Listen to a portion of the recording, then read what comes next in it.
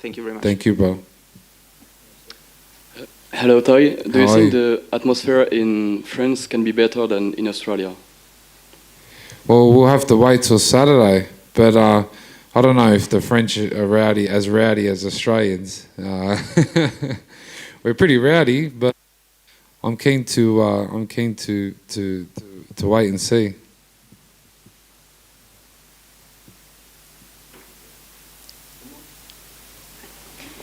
Hi. As you were saying, MMA has only been legal in France for about 2 years. For a very long time, it had a very negative image. It was seen as extremely violent. And this morning, you talked about knocking people's head off. So what can you say to people who have a negative image of MMA in France? Maybe that it's more than just a violent sport, it's also tactical, technical, or what can you tell them to maybe make them watch this game? That's just a figure of speech, but I'm sure if I did that, I'd probably go to jail. But MMA is mixed martial arts. Martial arts is for the sport itself is very beautiful in a way. You have to put time, you have to put effort in to get good at it. It's not something.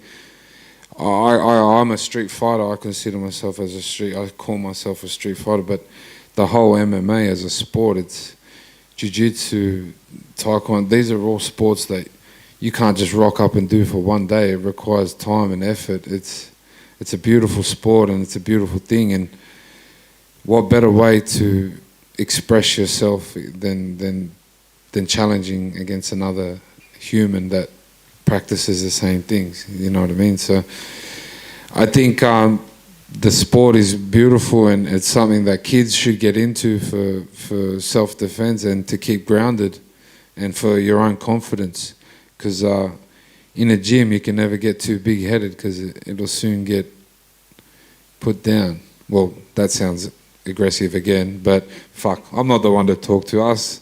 Someone that speaks for the sport, I don't know. But yeah, follow the sport, get around it, French. It's not violent. We just knock people out. Thanks, guys.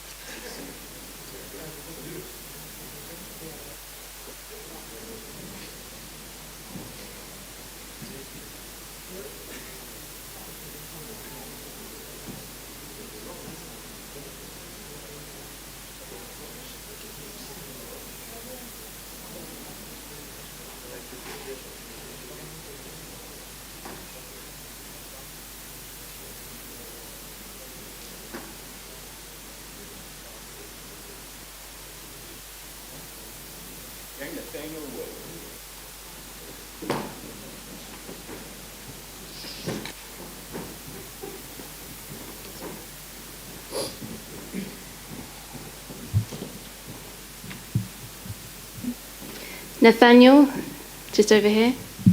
You're coming off your return in July, of course, in London, and now you're back for Paris. What are your feelings going into this weekend? I'm feeling great, honestly. It's just nice to be active. You know, I'm back doing what I love to do.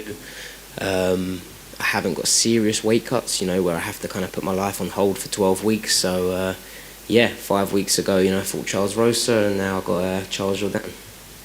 And, how did it feel coming off of that win? Because you had loads of setbacks going into that fight. One pulled out, you had an injury that you were coming back from, and then, of course, going to a new weight division as well. What were the whole kind of feelings prior to, following that win? So I think everything happens for a reason, and I think that the fight where I was meant to fight Vince Morales and it pulled out, I think that was a sign to move up a weight, because obviously my performance against Charles Rosa was perfect. I don't think I could have done better getting the finish, of course. I think it's to happen, and here we are now. So what are your feelings going into this weekend, fighting again in Europe, close to home? You've got a new opponent at featherweight. What are your feelings going into this weekend? I'm just feeling excited. I'm back and I've got an opponent who comes to bang. Stylistically, this is a perfect matchup for me. It's the perfect matchup, I think, for the fans as well. So, 2 more sleeps and then the fun part. And what do you make of Charles Jourdain? He has previously fought at lightweight a while ago, and now obviously you're facing him at featherweight. What do you make of him? How do you see this playing out? I think he's a very talented fighter. Obviously he's ranked above me. That's exactly what I want. The way I see it, I've got a 3 to 4 year period, I think, now where I'm going to be in my prime. So if there's ever a time to, take it up a notch and start chasing that belt, it's now. And, Charles Jourdain, I think, is one of the best strikers in the division.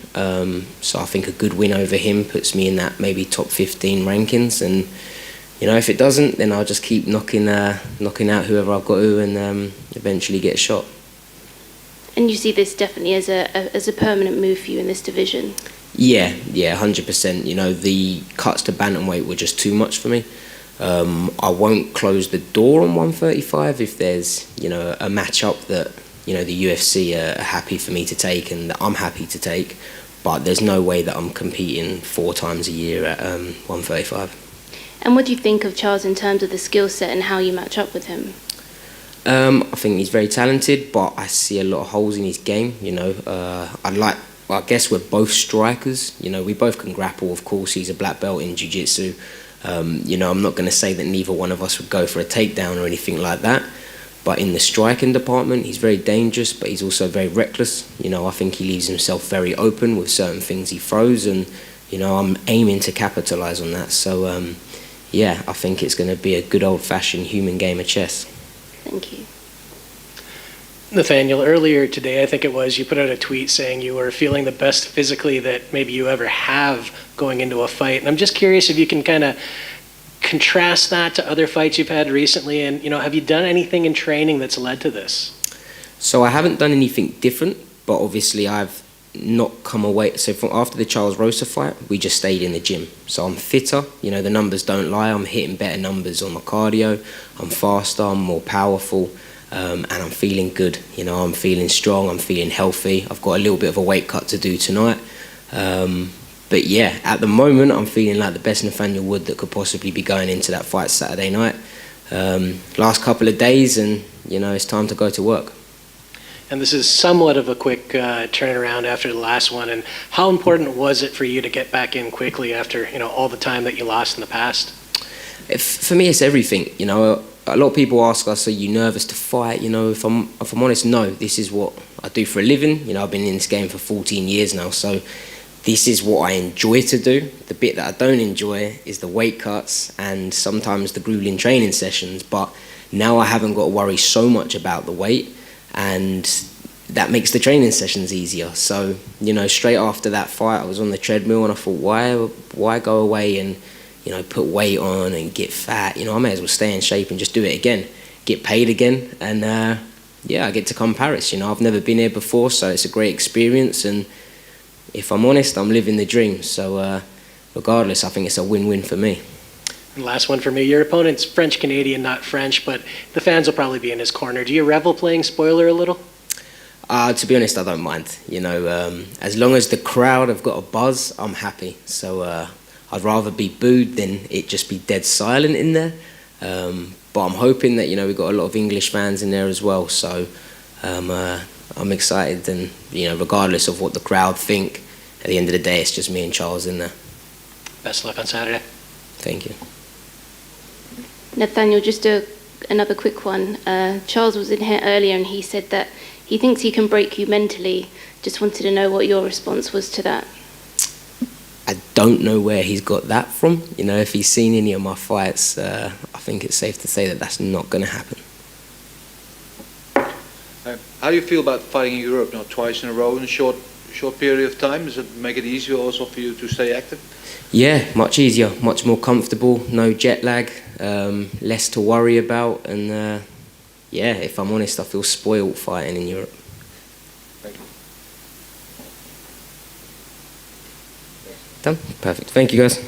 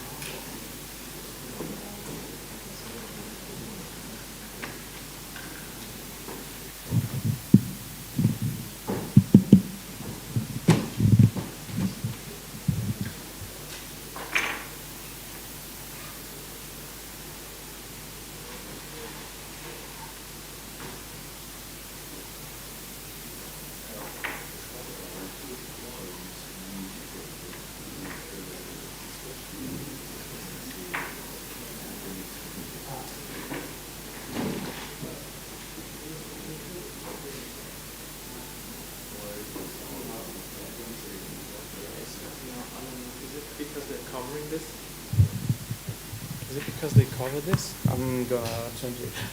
You can change me that one. I don't know.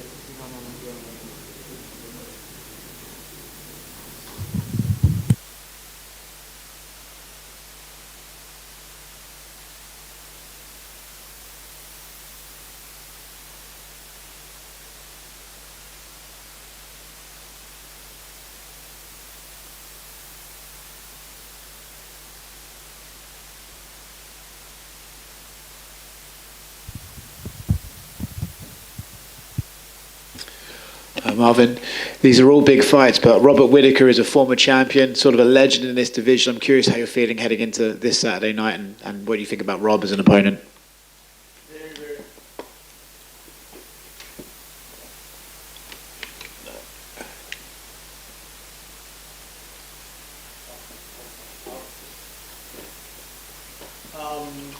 Yeah, he's definitely an experienced.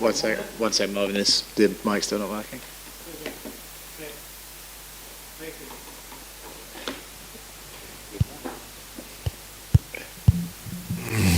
Yeah.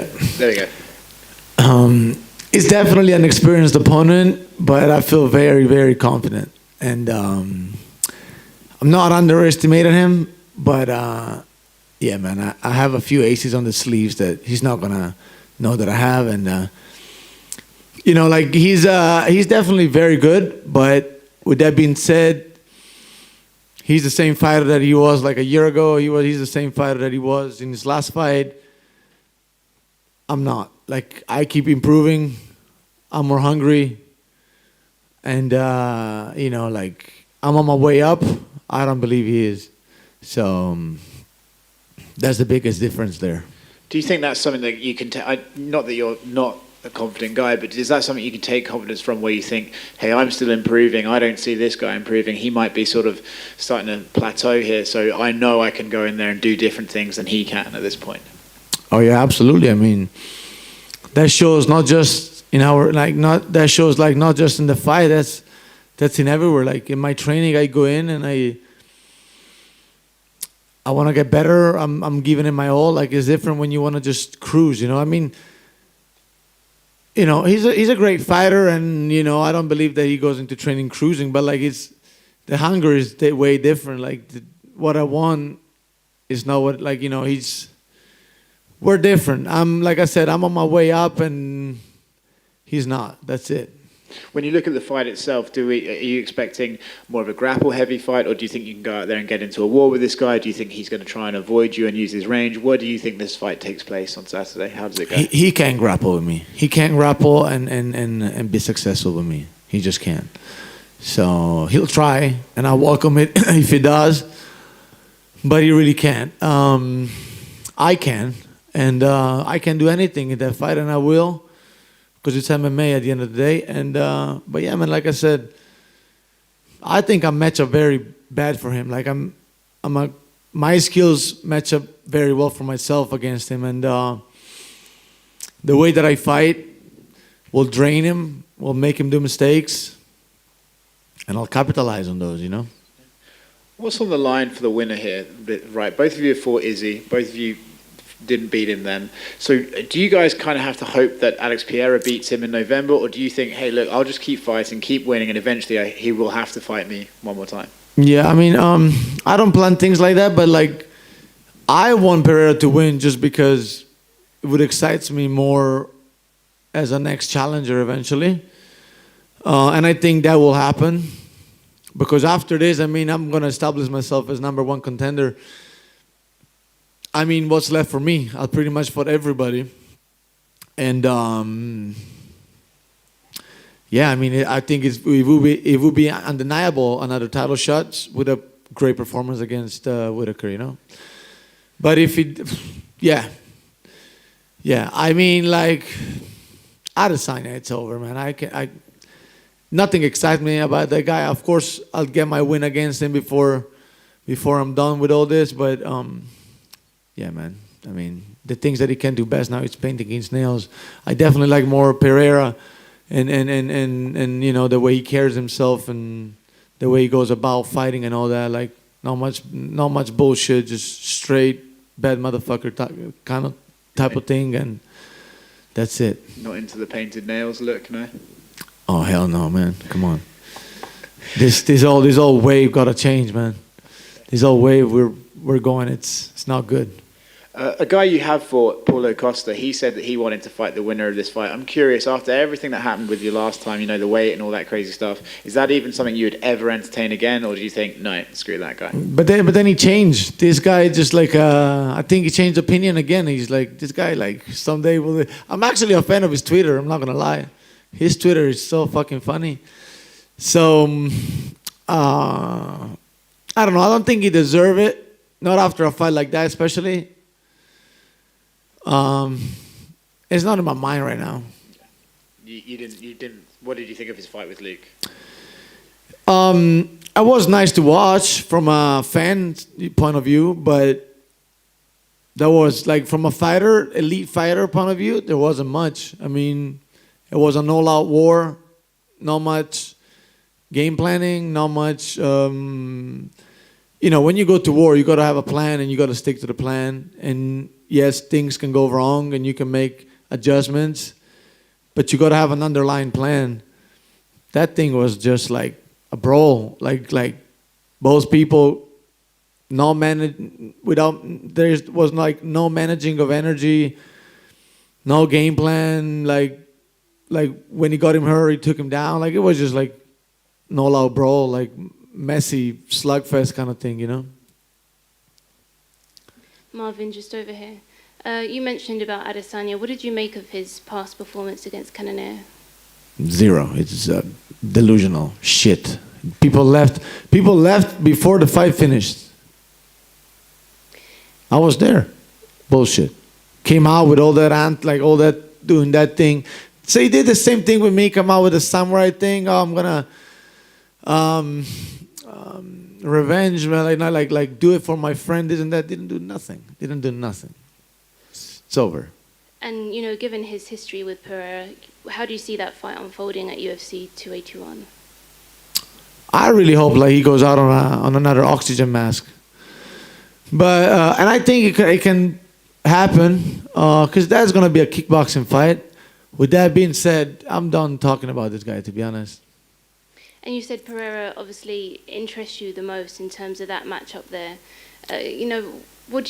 How do you see yourself matching up with him if he was, of course, to take the title from Izzy? Well, because I think I would match up well. I'm definitely more complete, but he's a hell of a fighter. He's a hell of a fighter. I respect him. But yeah, we like with any other opponent, I would game plan, and I would be super ready, and I'll come in and give him my best and walk away with a win. And what have you made of his climb through the division? Of course, he's had that previous history with Israel, and that's kind of made him kind of bypass perhaps a few people in the division. Yeah, but I mean, Strickland is not. He's not like a chump, Like I train with Strickland a lot. Like Strickland's solid. It might be nuts, but like he might be crazy, but he's good. And so I mean, you beat a guy like that, you deserve the spot you're in, And then I understand it, This is not like an Olympic sport where there's like an 8-man tournament and it's all like first go with the second, third go with the fourth and things like this. So he skipped the line because he put him on an oxygen mask on a stretcher the last time they fought. So I understand that. And of course, going back to your fight with Robert Whittaker this weekend, of course, this was supposed to be in Singapore for UFC 275. What was your initial reaction when you first heard that fight was off? I was pissed because this happens too many times, but to be honest, I think I'm more ready now than how I would have been back in June, to be honest. So it played out actually good. And at that time, you did call out, you were trying to get another fight. You were calling out Till and even Hamza as well. What was the thought process behind that? Well, yeah, because when I'm preparing for a fight and then that falls off, I'm really trying to fight anybody at that point. It's like this is how I am. So I was just calling out everybody, but I don't think I ever even called out Darren Till. He's actually completely irrelevant at this point, I think, in the division. He's literally zero. Delusional also. He can't even, I mean, how are we even talking about him? We can just talk about him just because he's helping Khamzat getting ready, but he hasn't been fighting in a long time. He's done. I don't think, to be honest, he's gonna ever come back with any decent opponent. So that fight doesn't make any sense. We come to, yeah, man, I mean, I would love to fight him.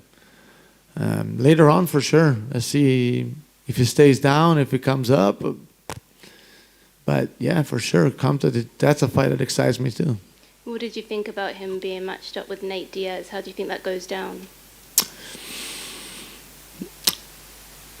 Obviously he's the favorite, but I think more like if he would have fought Diaz before he fought Durinho, Diaz would have had more time because he would be so full of himself, he might would have gassed, and then if he was a 5-rounder, Nate maybe could have capitalized. But now he knows, I believe, if he is a little bit smart, he he realized things are not like when I'm fighting chumps in the gym and I'm just gonna run over them, over and over. If you fight somebody very solid. So of course he's the favorite. Of course, yeah. I mean, everybody on his last fight of the contract, they get I'm speaking for Nate. They get another OG or something like that. He's getting an up and comer, but yeah, it's a fun fight. That's it. And then going back to this weekend, how do you see yourself getting your hand raised this Saturday? I'm gonna try to really finish him, either submission or striking or knockout. If not, I'll be dominant. I'll be very dominant. Thank you. Thank you. In terms of your last fight against Paulo Costa, you proved that you were pretty game no matter what, all the weight increases, you saved the event. Have you seen a difference in how the fans receive you now since that fight? Yeah, but Yeah, a little bit. Fair enough. And, Costa went on to fight Rockhold recently. You mentioned it was a good fight for fans. What did you think of the blood smear at the end of that fight from Rockhold? Weird. I mean, if you were in that situation, how do you think you would have reacted? I would have not been in that situation with Rockhold on top of me. Fair enough. Thanks. Hey Marvin, what's up? We are live on Twitch. This is one question for our viewers. First of all, what do you want to say for the French fans, since MMA and UFC is pretty young in France, and maybe they don't know you about you, what they can expect from you in the cage, in the octagon on Saturday? They should know the best European fighter. A lot of action, a lot of action, and a great fight. All right, and have you got an eye on a French fighter also in the same weight category as you, Nassourdine Imavov, who is also fighting on Saturday? Would you think it could be a great matchup for a 100% European fight in the future? He's all right. He got a long way to go still. All right, thank you. Ciao Marvin. Ciao caro. Two Italian fighters are coming for Italian MMA. Yeah, it's great. It's great that two Italian fighters are fighting in Europe, and they're both on the same card. It's nice. I said it, like, Italy has to be next. This was one of my two big goals when I entered the UFC, and one